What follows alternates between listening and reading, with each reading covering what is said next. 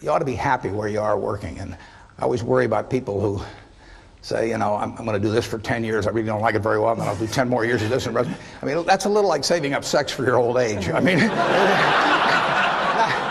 not a very good idea. When I started Microsoft, I didn't think of it as all that risky. You've always got a job with me, Bill. And the thing that was scary to me wasn't quitting and starting the company. It was when I started hiring my friends and they expected to be paid.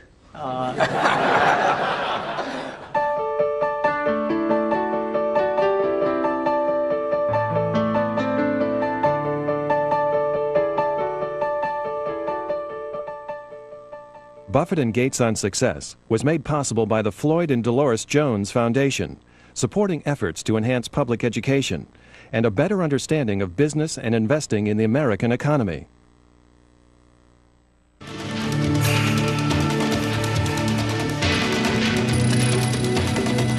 This program is brought to you by the NASDAQ stock market. Timely investment information is available at NASDAQ.com. And by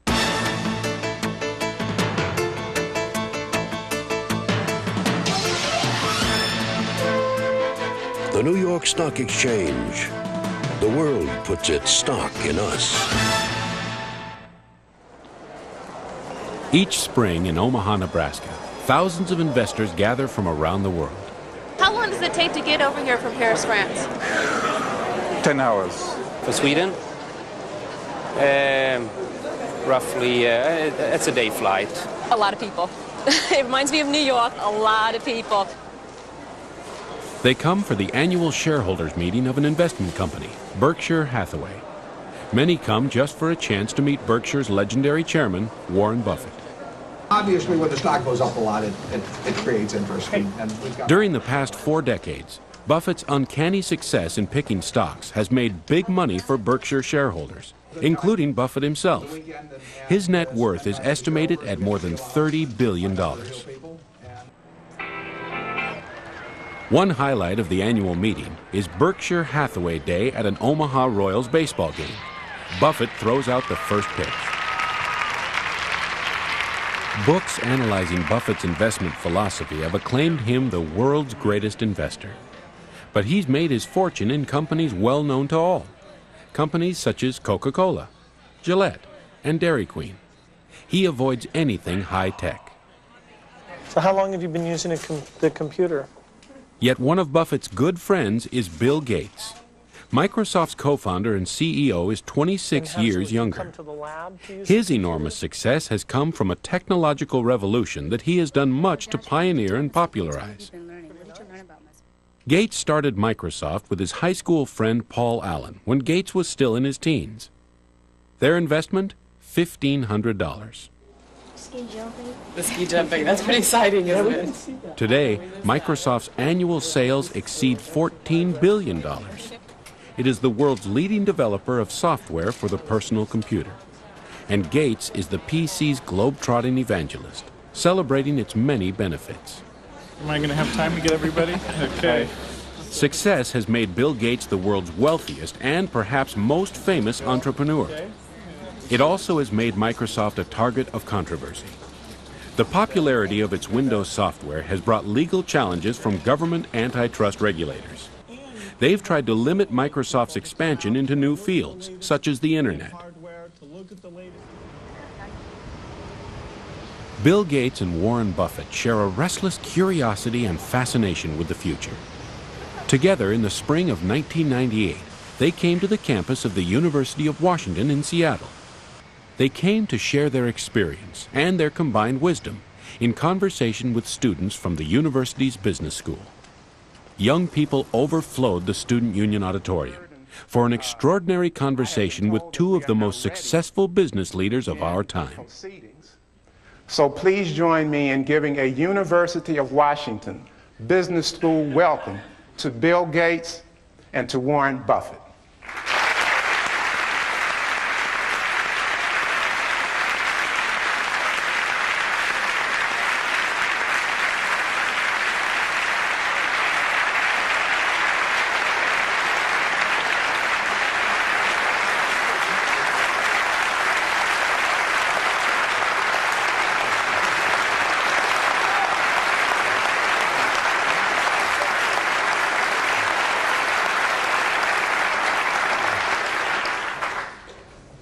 Well, I thought I ought to start this off by announcing that Bill and I have a small bet as to who would get the most applause. And I suggested that I bet my house against his, but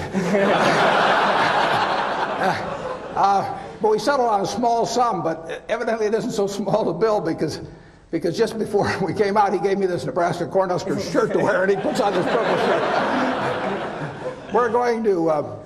We're going to answer your questions. Whatever you want to talk about is fine, and we don't want any softballs. And I thought by wearing this Cornhusker shirt that I could guarantee hardballs right in my head. When we went to the game last year, about halfway through the first quarter, Bill said, "What's that big N stand for on those guys of yours?" I said, "Bill," I said, "what the hell?" I said, "It's knowledge." We all agree on that in Nebraska. Well, they've asked us to start out talking with the two of us on one question, but then it's going to be your questions, and we're going to just have you line up behind the microphones, and we'll go back and forth. They did ask that we might start off with talking about sort of what got us here, and it's pretty simple in my case. It's not IQ. I'm sure you'll all be glad to hear that. But everybody in this room has more IQ than they need to do my job. The big thing is rationality. And in other words, I always look at IQ and talent as sort of representing the horsepower of the motor. But then in terms of the output, the efficiency with which the motor works, that depends on rationality, because a lot of people start out with 400 horsepower motors and get 100 horsepower of output, and it's way better to have a 200 horsepower motor and get it all into output. And so why do smart people do things that interfere with really getting the output they're entitled to? And it gets into habits, into character, into temperament, and it really gets into behaving in a rational manner. It's not getting in your own way. As I say, everybody here has the ability absolutely to do anything I do and much beyond. And some of you will, and some of you won't. But it will. The ones that won't, it will be because you get in your own way. It won't because the world doesn't allow you to. It will be because you don't allow yourself to. So I have one little suggestion for you. Pick out the person in the class that you admire the most, and then write down why you admire them. Put down a list of qualities. You're not to name yourself in this, incidentally. And then put down the one that, frankly, you could stand the least in the whole group, and put down the qualities that turn you off in that person. Then look at that list, and you won't find it's a bunch of things like throwing a football 70 yards or anything of the sort. The qualities of the first one that you admire are qualities that you, with a little practice, can make your own, and which, if practiced, will become habit forming. The chains of habit are too light to be felt until they're too heavy to be broken. I mean, my age, I can't change any of my habits. I mean, I'm stuck. But at your age, you will have the habits 20 years from now that you decide to put into practice today. So I just suggest that you look at the habits you admire in others, or the behavior you admire in others, and make those your own habits, and you look at what you really find somewhat reprehensible in others, and just decide, those are things you're not going to do. Ben Franklin did that a few hundred years ago, and it still works today. And if you do that, you'll find that you convert all your horsepower into output. So with that sermon, I'll let Bill give you another one, and then we'll get into your questions. Well, I think Warren's absolutely right about habit. I was lucky enough when I was quite young to have an exposure to computers, which were very expensive and kind of limited in what they could do, but still fascinating. And some friends and I really talked about that and decided that they would change because of a miracle technology of chips into something that everybody could take advantage of. And we really thought writing software was a neat thing. We hired our friends who wrote software. We thought about what the potentials were and really didn't see any limit. And so that vision of getting our friends together, getting them to work as a team, really seeing what kind of tool this could be, a tool of what we talked about as the information age, where the key thing is magnifying your brain power instead of just your muscle power. And by pursuing that with a pretty incredible focus and being there at the very beginning of the industry, we were able to build a company that has played a very central role in what's been a pretty big revolution. Now, fortunately, the revolution is still at the beginning. It was 23 years ago when we started the company, but there's no doubt that taking the habits we formed and sticking with those, which would be hard to change, the next 23 years are going to give us a lot more potential and maybe even get us pretty close to that original vision, which was a computer on every desk and in every home. And that's a fun thing to be involved with. Okay, fire away. I was wondering how you define success personally. Well, I can certainly define happiness because that's what I am. I mean, and if that I mean, I get to do what I like to do every single day of the year, and I get to do it with people I like. And I don't have to associate with anybody. Causes my stomach to churn. And the only thing in my job I don't like, and this only happens about every 3 or 4 years, occasionally I have to fire somebody, and I don't like. That's the only thing.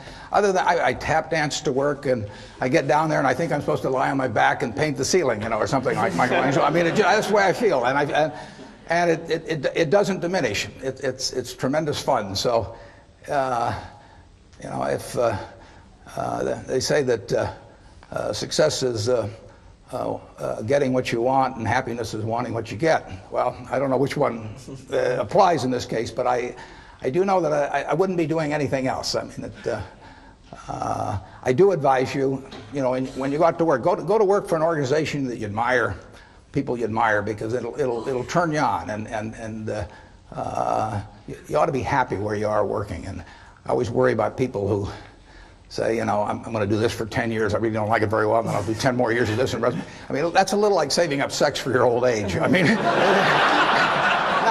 not a very good idea. So get right in. You would recommend that. Get right into what you enjoy, you know, and you'll be successful at it. You really will. I mean, you won't be able to miss. And you know, that's. I don't regard what I do as the most important thing in the world at all, but it's right for me. I mean, I happen to be wired in a certain way that what I do works in this. If I had to do what, you know, Bill does, I mean, it lasts about 10 minutes.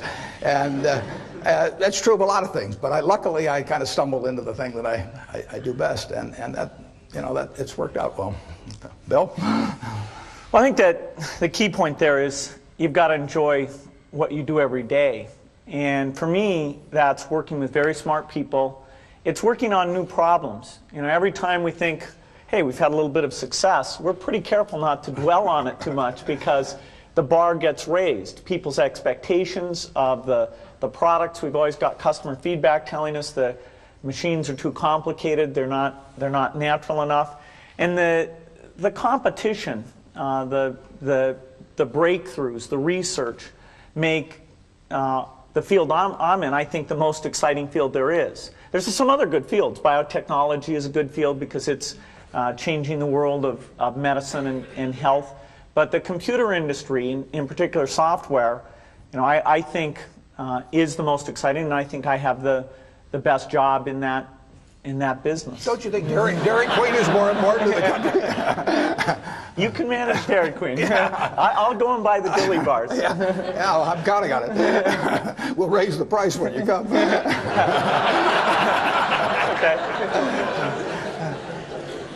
You don't want to get in. I have turned down business deals that were otherwise decent deals because I didn't like the people that I would have to work with.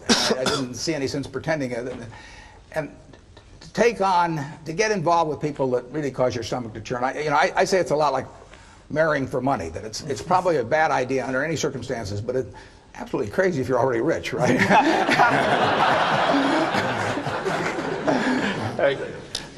Both of you are innovators in your given industry. I was wondering what your definition of innovation is. Well, I don't do a lot of innovating in what I do. I mean, my job, I really have just two functions in my job. One is to allocate capital, which I enjoy doing, and the second one is to have a group of managers, to keep a group of people, 15 or 20 managers, enthused about what they do when they have no financial need to do it whatsoever. At least 3/4 of the managers we have are rich beyond any possible financial need, and therefore my job is to figure out how to cause them to want to jump out of bed at 6 in the morning and work with all of the enthusiasm they did when they were poor and starting. And if I do those two things, they do the innovation. So that Bill innovates. Now he can tell you about it. Well, the technology business has a lot of twists and turns, and that's partly why it's such a fun business, is that no company gets to rest on its laurels. IBM was as dominant or more dominant than any company will ever be in technology. That's just not going to happen again. And they had the smartest people, and they had all the customer feedback, and yet they missed a few turns in the road. And so that makes you wake up every day thinking, let's try to make sure today's not the day we miss the turn in the road. Let's find out what's going on in speech recognition. Let's go find out what's going on in artificial intelligence. Let's make sure we're hiring in the kind of people who can pull those things together and make sure we don't get surprised. Sometimes we do get taken by surprise. For example, the internet came along, and we had it sort of as a 5th or 6th priority. It wasn't like somebody said internet to me and I said, oh, I don't know how to spell that. I said, yeah, I got that on my list, I'm okay. But there came a point where we realized it was happening faster, and it was a much deeper phenomena than it had been recognized in our strategy. And so that was a case where, as an act of leadership, I had to create a sense of crisis and have a couple months where we all just threw ideas and sent electronic mail around, went on a bunch of retreats, and then eventually coalesced around a few ideas where we said, okay, here's what we're going to do, here's how we're going to measure ourselves internally, and here's what the world should think, here's what we're going to tell them about what we're going to do. And that kind of crisis is likely to come up every 3 or 4 years or so. Next time it comes up, remember Yogi Berra, Bill. When you reach a fork in the road, take it. Growing up, who were your biggest role models, and what kind of a role did they play in your success? I had great parents, both of whom were involved in lots of interesting activities and would come home and talk to us about the world of business or law or politics or the charitable activities they were involved in. And so that made us, myself and my sisters always thought about, well, what are we going to do out there? They had us as avid readers, and so we had pretty broad interest in reading. Scientists were a group that I gravitated to because this notion that just out of their heads they came up with neat ideas, that sort of fascinated me. So quite a bit of the time I thought I'd be a mathematician or a scientist. It was only when I got to Harvard that I started to think of this sort of all-absorbing hobby I'd had, computer stuff, which I just thought, okay, I got to get rid of this, and decided to do something serious. I started to realize, this is pretty serious, and it's actually more interesting and more impactful than going and trying to come up with a new theory in math or anything else. And so I had that dilemma for a couple of years, but eventually decided that computers really was a great thing to be involved with.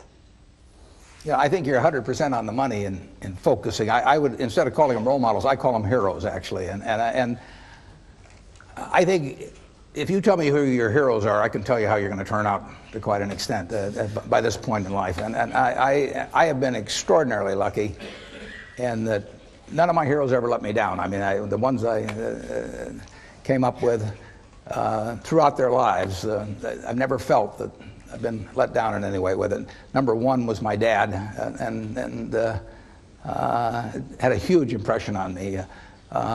My wife, who is here, is one of my heroes. I mean, she is, in terms of she's taught me a tremendous amount, and never seen anybody any better with human beings than she is. And you can Yogi Berra again said you can observe a lot just by watching, and I watched my dad, and I've watched her, and I had a professor, Ben Graham, back at Columbia, and had a huge impact on me. So I have been lucky in that I've had terrific heroes, and they haven't let me down, and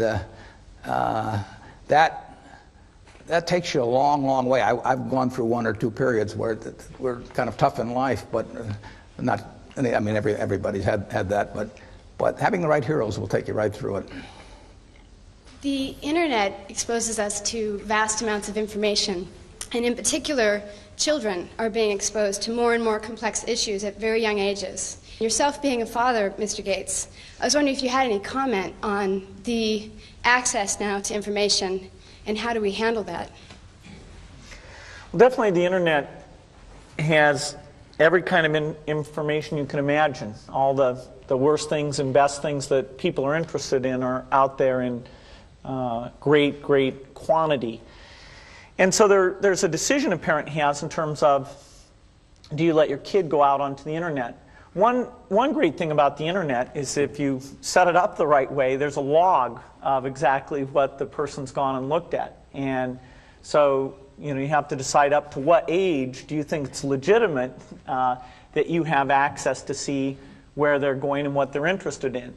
And personally, I'd rather see what my kid is interested in and talk to them about it than try and block altogether them ever learning anything about it. Because someday in their life, whether it's a magazine or a friend or a terminal that I don't control, if they're curious about something, they're going to find out about it. And my theory is not that my child will be okay as long as they don't hear about things. You want to have the full experience, and but I think on the whole, the fact that a kid has this tool to be curious about all these topics, that's got to be a fantastic thing.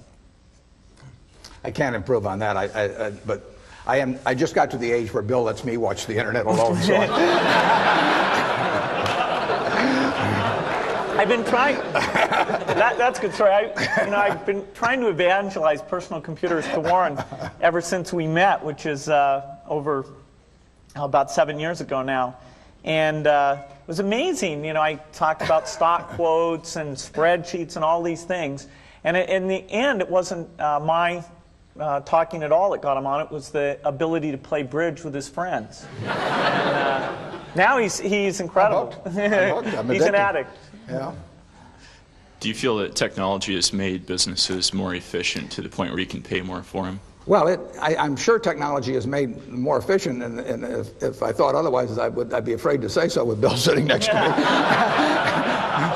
But a lot of things in business, including maybe much of technology, really has the same effect as if you went to a parade and the band started coming down the street, and all of a sudden you stood up on tiptoe. I mean, in another 30 seconds, everybody would be on tiptoe. It'd be hell on your legs, and you wouldn't be seeing any better. And there is that aspect to business, that there's a self-neutralizing aspect.